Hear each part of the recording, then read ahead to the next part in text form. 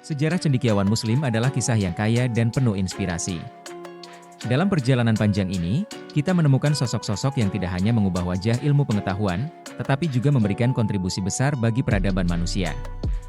Mari kita mulai dengan Al-Khwarizmi, seorang matematikawan yang dikenal sebagai Bapak Aljabar.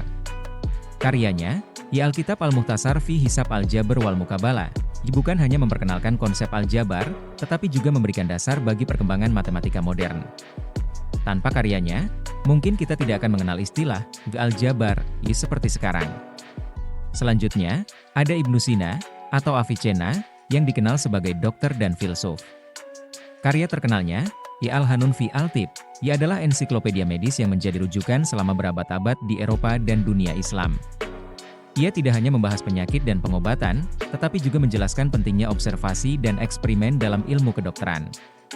Konsep-konsep yang ia kemukakan masih relevan hingga hari ini. Kemudian, kita tidak bisa melupakan Al-Razi, yang dikenal sebagai dokter dan ahli kimia. Ia adalah orang pertama yang membedakan antara campak dan cacar, serta memperkenalkan metode pengobatan yang lebih sistematis.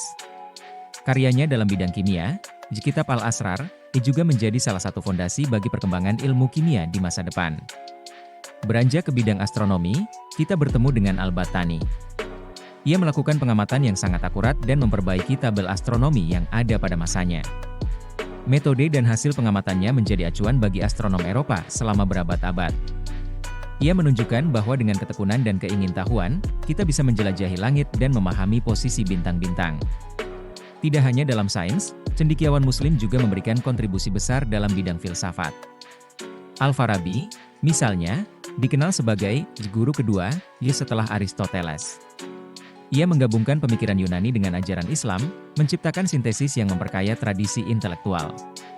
Pemikirannya tentang masyarakat ideal dan etika masih dipelajari hingga saat ini. Satu lagi sosok yang patut kita sebut adalah Ibn Khaldun, seorang sejarawan dan sosiolog. Karyanya, Muqaddimah, adalah analisis mendalam tentang sejarah dan masyarakat. Ia memperkenalkan konsep asabiyah, atau solidaritas sosial, yang menjelaskan bagaimana kelompok-kelompok manusia membangun peradaban. Pemikirannya sangat relevan dalam memahami dinamika sosial hingga kini. Melalui penemuan dan pemikiran cendekiawan Muslim, kita melihat bagaimana ilmu pengetahuan dan kebudayaan saling berinteraksi.